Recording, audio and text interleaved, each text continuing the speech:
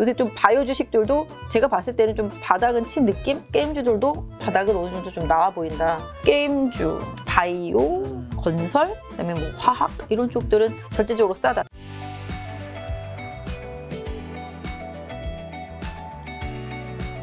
자, 바이오 섹터, 삼성바이오셀트리온 쪽 한번 볼까요? 아, 그래요? 요새 바이오 주식들이 뭐 코로나 관련주들은 당연히 안 좋고 네.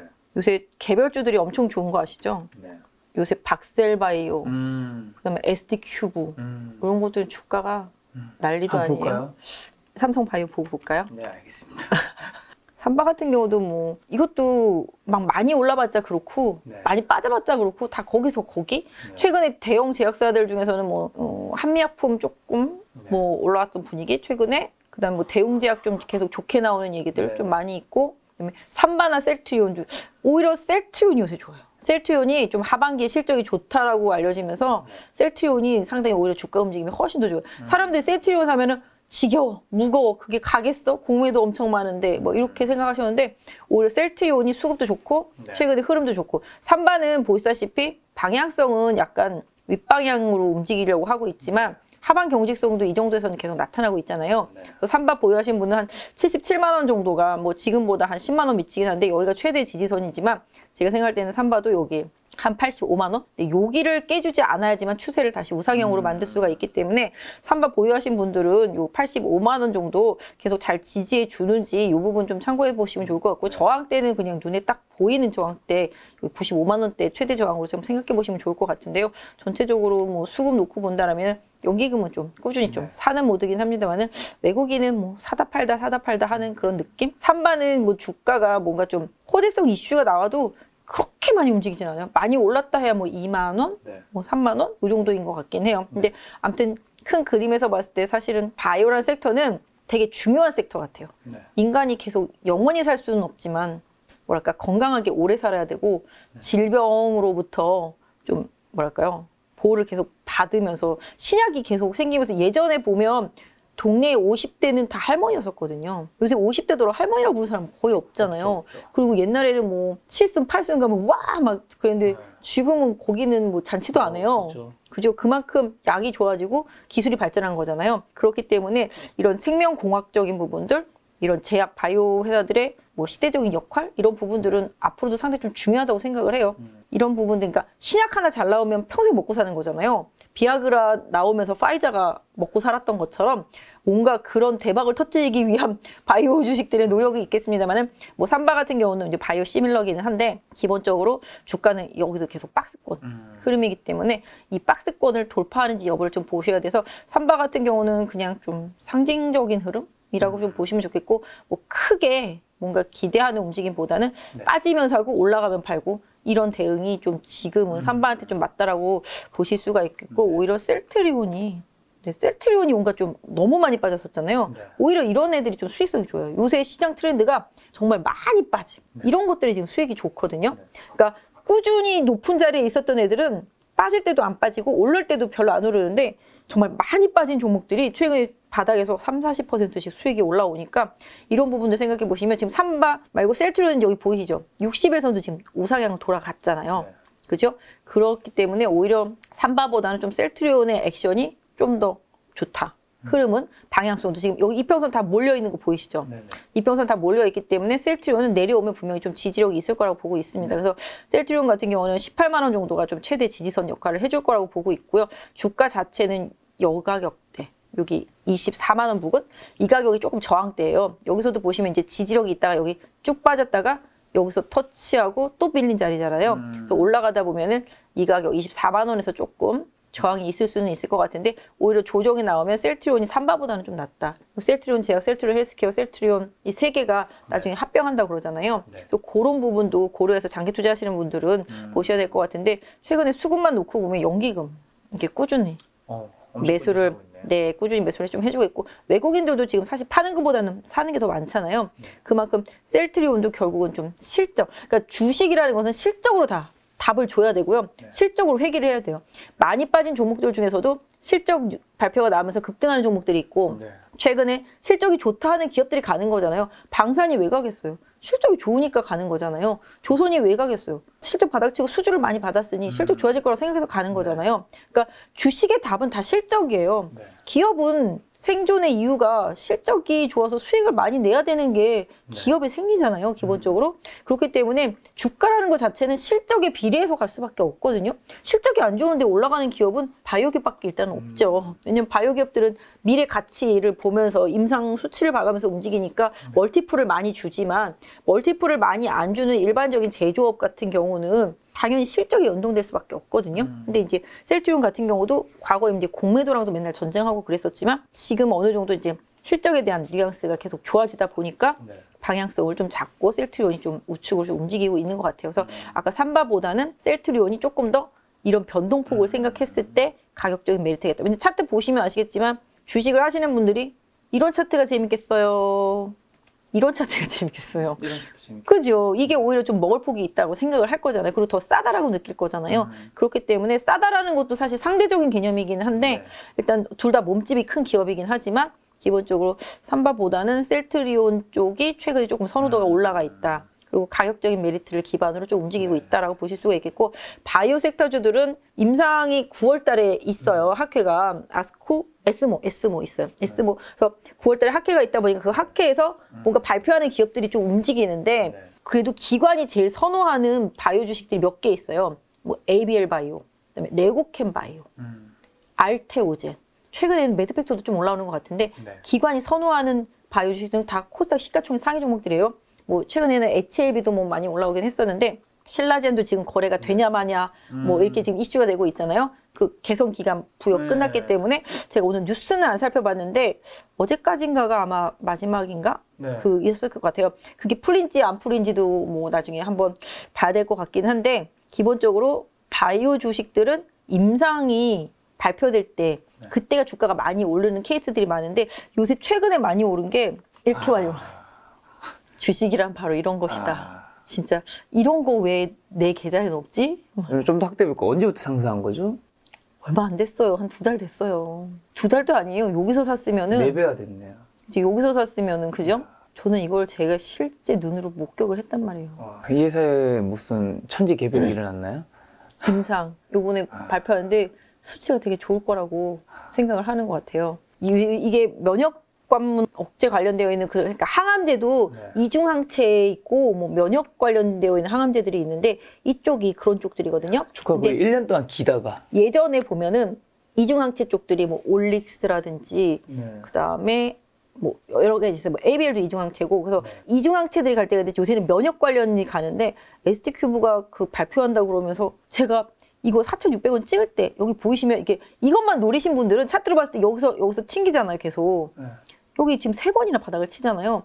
그러면서 이평선도 겹쳐 있고 치잖아요. 그러면 솔직히 이것만 계속 보고 있었던 분들은 따라갈 수 있는데 사실 근데 바이오 주식들은 그 기업만 계속 보고 있어야 돼요. 왜냐면 그 기업의 임상 발표 일정이라든지 과정이라든지 그 기업에 대한 신뢰도가 없으면 정말 사기가 힘들어요. 못 버텨요. 그렇기 때문에 이런 것들을 그냥 차트로만 골라낸 사람은 도대체 이게 뭐라고 샀겠어요? 못 사잖아요. 근데 그런 이슈들이 나오면서 이렇게 주가가 가는데 이제 이평선들이 엄청 벌어졌잖아요. 이격이 확 벌어지니까 물론 매물이 나올 수도 있겠는데 이 기업들 같은 경우는 이러다가 뭐 학회가 9월이니까 발표할 때 또 갈 수도 있고 근데 결과가 안 좋았을 때는 보장을 못해서 주가가 어디로 갈지는 진짜 무섭을 수도 있는데 거래가 지금 일단 엄청나잖아요. 그래서 이 기업 같은 경우는 진짜로 이게 6월 말 정도니까 거의 한 2달 만에 정말 어떻게 제포텐이 이런 종목이 없나 몰라. 제 말이요. 이렇게 직전 고점까지 가잖아요. 그죠? 2019년도 고점까지. 이게 주식이란 참 신기하죠. 보통 한 2, 3년마다 한 번씩 옛날 고점을 가는 것 같긴 해요.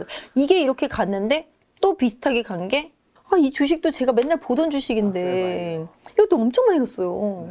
이게 여기가 고점인데요. 이게 30만 원이잖아요. 30만 원에서 여기 거의 한 3만 원까지 빠졌단 말이에요. 열토마. 근데 3만 원까지 빠졌던 게 지금 9만 6천 원이 왔단 말이에요. 3배.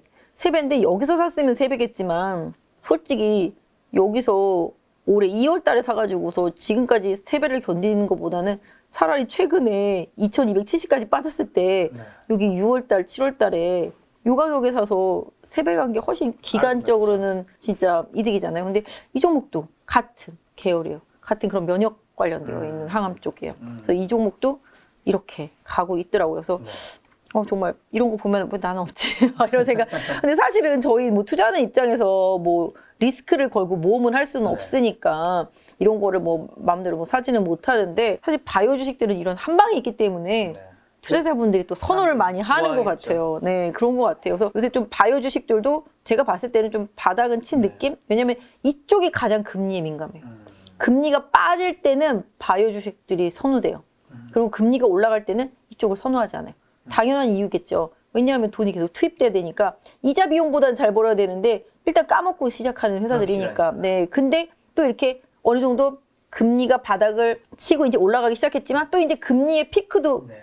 느낌이 오잖아요. 연말에 이 정도 금리겠다라는 게 지금 다 느낌이 오잖아요. 네네. 그러다 보니까 이제 성장주 기술주 안에서 많이 빠져 있는 싸 보이는 바이오 쪽도 슬슬 임상에 맞춰가지고 움직임이 나오더라는 거죠. 최근에 보면 뭐 ABL, 뭐 알테오젠도 마찬가지가 되고 네. 레고캠도 마찬가지가 되고 이런 것들 기관이나 외국인이 선호하던 것들 쪽으로는 결국은 이제 금리가 어느 정도 피크 칠 것이다라는 뉘앙스가 나오니까 또 그런 쪽들이 움직이는 거죠.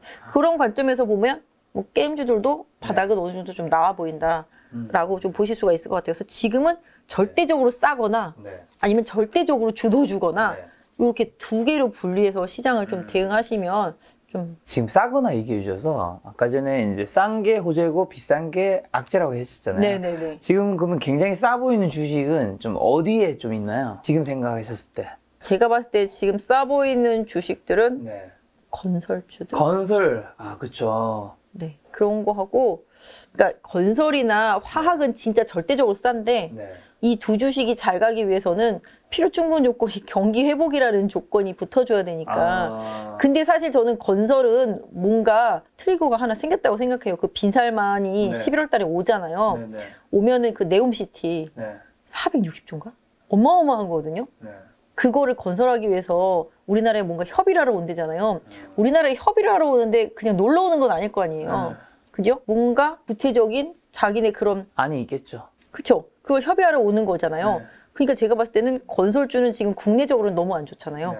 국내적으로는 안 좋죠. 지금 뭐 주택을 250만 호를 짓는다고 해도 지금 반응도 없는데 그것도 당장 어떻게 한다는 게 아니라 뭐 마스터 플랜은 24년에 나온다고 그러니까 또 반응이 없는 거잖아요. 그리고 지금 집을 지어도 원가 부담이 엄청나단 말이에요. 원자재 그렇죠. 가격이 올라서. 너무 그래서 올랐죠. 분양가가 또 높으니까 또 그것도 힘들잖아요. 그래서 건설주들이 안 좋은데 기본적으로 그게 풀리면은 실질적으로 해외 쪽에서 뭐 그냥 뉴스에서 이러잖아요. 제2의 중동 붐이라고 막 그런 게 그 네옴시티를 건설하는 게 실제적으로 진짜 제대로 된다라면은 건설주들한테는 국내뿐만 아니라 국내를 벗어나서 국외에서 뭔가 좀 벌어들일 수 있는 그래서 최근에 약간 도시 계획이라든지 이렇게 막 설계하고 막 이런 회사들 뭐 히림인가 뭐 그런 것들도 많이 움직이고 아까 말씀드렸던 대로 피팅이나 강관 이런 것들도 어쩔 수 없이 같이 붙는 것들이거든요. 그다음에 건자재라든지 그다음에 건설 기계라든지 이런 쪽들까지 다 연결이 되잖아요. 그런 쪽들이 다 지금 철저하게 싼데 아까 말씀드렸던 대로 현대건설이라든지 네. 뭐 두산 에너빌 이런 것들도 담수 시설 뭐 이런 것도 하잖아요. 그래서 그런 것들도 있고 근데 해외에서 중동 쪽에서 약간 뭔가 잘할 수 있는 애들이 현대건설이나 삼성물산이나 네. 뭐 삼성 엔지니어링이나 네. 이런 애들이에요. 네. 국내만 하는 애는 현대 산업개발 그쪽은 국내만 하니까 여기서 수혜를 못 볼 거고 기본적으로 해외 쪽에서 그런 역량 예전에 중동에서 역량이 있었던 애들 그래서 이제 현대건설을 저는 건설에서 계속 탑픽으로 보거든요. 네. 그러니까 그런 부분들 그다음에 많이 빠진 거는 솔직히 너무 많죠. 화학도 많이 빠졌고 건설도 많이 빠졌고 네. 화학주들도 저는 이 고비만 넘어가면 조금씩 좋아질 거라고 생각은 해요. 근데 그 화학주들도 왜 봐야 되냐면 그 화학주들도 다 지금 수소한다고 그러고 다 2차 전지 소재주들 다 하거든요. 네. 대기업들도. 그래서 그런 부분이 있는데 지금 저는 약간 건설 쪽은 조금 슬슬 봐야 된다. 11월 뭐 사실 얼마 안 남았어요. 한 두세 달 남았어요. 그러니까 그런 부분들. 그다음에 게임주들. 네. 저는 게임주도 바닥인 것 같아요. 네. 지금 보시면 뭐 이거는 저 사라고 올려놓은 건 아니고요. 게임주들 보시면 많이 빠진 게 이제 크래프톤. 아, 많이 빠졌죠. 저는 이것도 바닥인 것 같아요. 여기 대표가 직원들 빚 갚으라고 네. 자기 사재 200억도 털어서 내놨더라고요. 보니까 내놨더란가 아니면 내놓는다는 건가 네. 아무튼 그렇더라고요. 네. 그리고 회사에서 그 직원들 그 은행에서 빌린 담보랑 대출 뭐 이런 것들도 다 회사에서 어떻게 일단은 좀 처리를 해준다는 것 같더라고요. 보니까 손실이 그냥 다 반토막이에요. 크래프톤 뭐 고모 받은 직원들이 그러다 보니까 그런 것도 나오는데 크래프톤이 연말에 또 신작 게임이 나오거든요. 제가 이름은 잘 기억 못 하겠는데 네. 사실 게임주들은 신작이 나오기 전에 한 3, 4개월 전부터 하는 게 맞아요. 신작이 나오고 나서 성공하면은 땡큐인데 실패하면 무조건 빠지잖아요. 그렇죠. 그렇기 때문에 이번에 컴투스도 보세요. 하루 오르고 이틀 왕창 빠졌잖아요. 그렇다시피 그러니까 이게 유저들의 반응이 상당히 중요한데 컴투스도 게임 딱 나오고 나서 유저들 반응이 너무 안 좋더라고요. 그리고 뭐 세븐나이츠로 다시 돌아간다 뭐 이런 식으로 막 반응이 써 있더라고요. 그러니까 그런 부분들 고려해봤을 때 게임은 일단 나오고 나서 첫날 1위를 찍어야 돼요. 1위를 못 찍으면 주가가 못 버티더라고요. 네. 그 카카오 게임즈의 그 우마무스메인가? 그것 때문에 이번에 카카오 게임즈가 실적이 좋아가지고서 주가가 한번 확 튀었었잖아요. 네. 그렇다시피 게임주는 실적도 중요하지만 네. 신작에 대한 기대치가 있을 때 주가가 많이 가거든요. NC소프트가 왜 안 가요? 신작이 자꾸 뒤로 늦어져요. 그런데다가 기존의 게임들은 노후화가 돼가지고 네. 계속 실적이 하향 안정화되고 있으니까 뭔가 혁신이 없어 보이는 기업은 돈을 아무리 많이 벌어도요. 네. 주가는 이 아무리 많이 버는 수준에선 절대 움직이지 않아요. 더 많이 빠졌다가 올라오는 기업이든지 아니면 여기서 뭔가 서프라이즈가 나오는 기업들을 시장은 선호하지 실적이 아무리 좋아도 스테이블한 기업들은 선택을 하지 않아요. 삼성전자 실적은 맨날 거기잖아요. 삼성전자의 실적을 여기서 서프라이즈가 내기가 그러니까. 뭐 우리가 생각할 때는 주가가 빠졌는데 서프라이즈가 나올 수 있지 실적이. 기대감이 있어야지 오른다는 거잖아요. 주가는 항상 기대감이 있어야 돼요. 망할 듯이 빠졌다가 뭔가 터닝 포인트가 생기는 뭔가가 생기거나 실적이 계속 우상향으로 그러니까 지난번보다 계속 좋아야 돼요. 이게 상당히 참 기업들은 힘들잖아요. 지난번보다 계속 좋아야 된다라는 그걸 깔고 가야 되는데 게임 회사들은 아까도 말씀드렸다시피 이게 사이클이 있어요. 신작 사이클 따라서 주가도 움직이는데 여기도 뭔가 신작이 대박을 칠 거라는 기대감이 있어야 주가가 움직일 거잖아요. 그래서 일단 뭐 클로징 베타 서비스도 하고 그다음에 뭐 사전 예약도 받고 뭐 이러면서 뭐 좀 뉘앙스를 보겠지만 기본적으로 게임주들은 신작 나오기 전에 보통 한 3, 4개월 전 그때부터 움직이기 시작하는데 크래프톤은 제가 봤을 땐 주가 자체가 좀 바닥인 것 같아요. 주가도 지금 이평선들도 다 많이 수렴이 되어 있고요. 네. 주가 자체도 바닥이고 그래서 게임주 전체적으로 제가 봤을 때는 역시 이쪽도 최악의 고비는 좀 지났다. 예전에는 코인 때문에 이제 위메이드 막 움직이고 너도 나도 무슨 NFT 게임 만든다, 블록체인 게임 만든다 난리도 아니었었잖아요. 난리였죠. 네, 근데 일단 그건 지나갔고 그 거품은 빠져 있고 이제는 좀 신작에 대한 그런 기대치가 반영이 시작될 때라고 생각을 하고 있거든요. 크래프톤도 그렇죠. 그다음에 지금 보시면 펄어비스는 신작이 좀 내년으로 밀리기는 했는데 최근에 좀 주가가 하방 경직이 좀 있는 편이에요. 여기도 약간 올라와서 이렇게 돼 있잖아요. 네. 여기도 신작 뒤로 밀리기 시작하고 실적 안 나오면서 이렇게 됐었거든요. 근데 펄어비스도 내년에 뭐 도깨비, 붉은 사막 이런 거 나오니까 뭐 여기서 도망가질 뭐 개연성이 사실 없고 경기 침체랑도 사실 상관없고 네. 그죠? 그러다 보니까 이제 이것도 이제 위쪽으로 좀 룸이 많이 남아있는 상태라고 보시면 되고 최근에 수급 보면 기관을 계속 팔긴 파는데 외국인 쪽이 조금 잡아주는 느낌? 그 다음에 크래프톤 같은 경우는 이제 좀 기금이랑 이제 외국인이 좀 꾸준히 잡아주는 시가총액이 크다 보니까 그런 모습들 사실 이거보다는 게임주들이 요새 많이 오른 게 네오위즈 이것도 많이 올랐더라고요. 저 보고 있었는데 이건 꾸준히 올라가더라고요. 그러니까 게임즈라고 해서 다 안 좋지는 않은 것 같아요. 이렇게 꾸준히 올라가는 게 있고요. 그다음에 카카오 게임즈. 근데 이쪽도 아까 크래프톤이 좀 약간 비슷하잖아요. 빠졌다가 이제 올라온 느낌. 그래서 카카오 게임즈 같은 경우도 일단 실적이 되니까 뭐 외국인 수급이 좀 있는데 절대적으로 봤을 때 그냥 주가가 저는 좀 싸다라는 아까 말씀하신 대로 지금 싸 보이는 거를 물어보셔서 싸다라는 논리에서 본다라면은 게임주, 그다음에 뭐 바이오, 그다음에 건설, 그다음에 뭐 화학 이런 쪽들은 절대적으로 싸다. 다만 이제 실적이 조금씩 돌아가는 부분들을 좀 확인할 필요는 있겠다. 그 중에서도 그러면 좀 오를 수 있다고 보시는 이제 부장님만의 원픽 섹터는 여기 많이 빠진 것 중에서 게임하고 아까 말씀드린 약간 건설 뭐 이런 쪽들이 좀 차후에 조금 움직임이 있을 수 있겠다. 특히 건설은 뭔가 좀 그 빈살만이라는 트리거가 좀 생겼다. 이런 부분들. 그런 부분들 좀 생각할 수 있지 않겠나 싶습니다. 그쪽에서. 알겠습니다. 만약에 부장님한테 종잣돈 한 5천만 원 정도 있다면 좀 어디에 좀 투자하실까요? 뭐 최적의 포트폴리오를 할까요? 어떻게 저요? 좀 구성하면 좋을까요? 개인 투자자분들. 저는 좀 네. 로봇 조금 사고요. 아까 말씀드린 대로 현대건설 좀 사고 네네.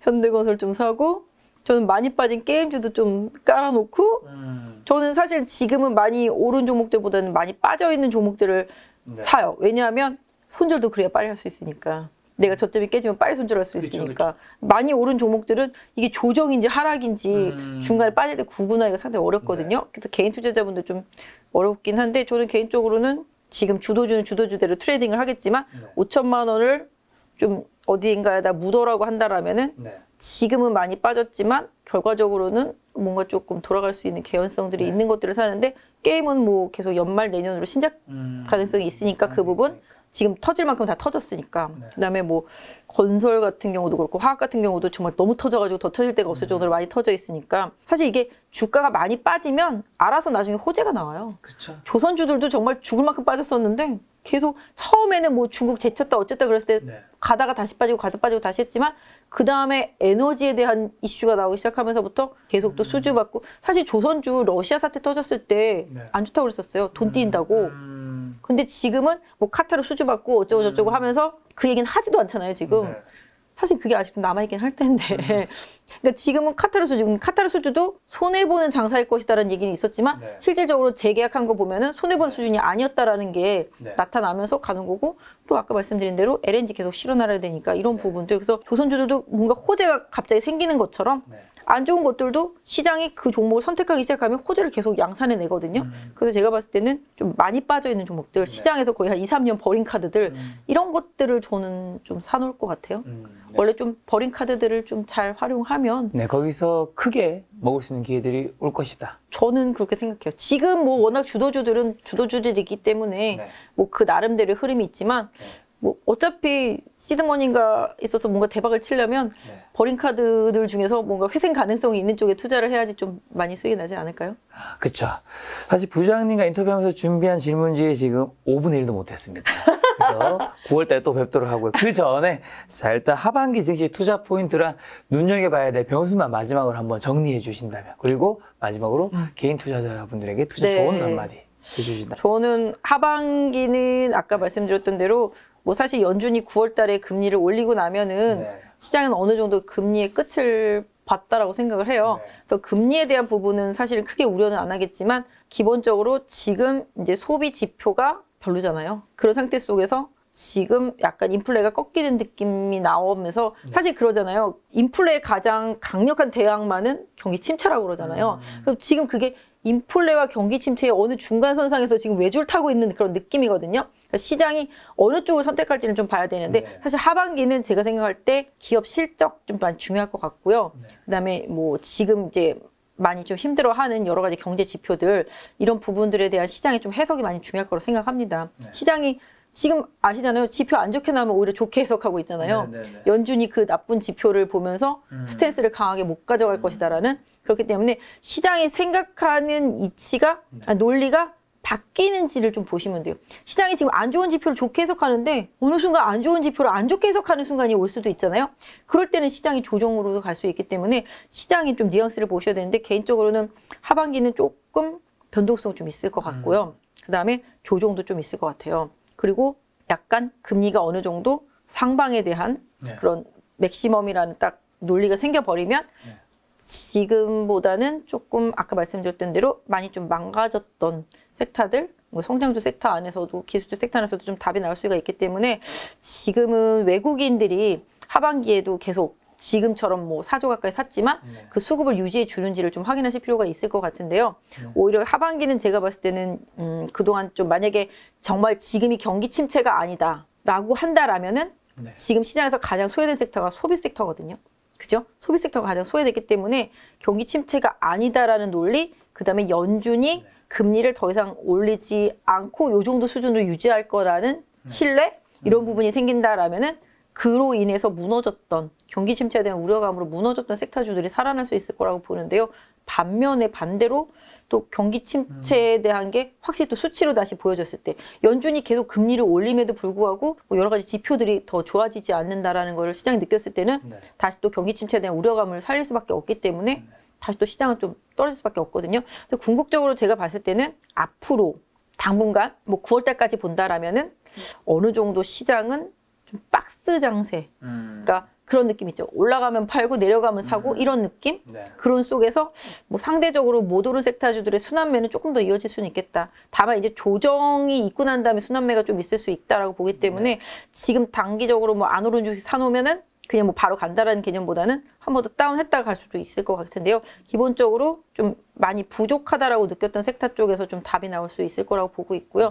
지금의 주도주들의 주도력은 일단은 뭐 9월달까지는 쉽게 꺾이지는 않을 것 같은 느낌? 네, 이런 부분. 근데 지수로는 제가 생각할 때는 뭐 다시 저점을 깨는 일이 나타나지는 않을 거라고 보고 있습니다. 그래서 조정은 있지만 추가적인 하락으로 저점을 깨는 일은 뭔가 큰 돌발 악재가 나타나지 않는다라면은 그렇게 쉽지는 않다라고 보고 있고요. 뭐 또 중간 과정 중에서 뭐 러시아 문제가 잘 해결된다라면은 더 급격하게 좋아질 수는 있겠죠. 근데 그게 해결되지 않는다라면은 지금의 인플레 부분과 그다음에 유럽에서의 그런 부담스러운 부분들을 시장이 어떻게 좀 해결해 나가는지가 좀 많이 중요할 것 같아요. 그래서 아까 말씀드린 대로 경기가 침체로 간다라면은 침체에 연동하지 않는 섹터 이런 부분들 계속 보시는 게 좋을 것 같은데 일단 9월 달까지는 제가 생각할 때는 지금처럼 막 급격한 상승보다는 한번 슈팅하고 조정이 올 수도 있으니까 그 부분을 조금 대비하시는 전략이 좋을 것 같습니다. 자, 오늘 부장님이 답하지 못하는 이 수많은 질문들은 또 9월에 다시 한번 뵙도록 하겠습니다.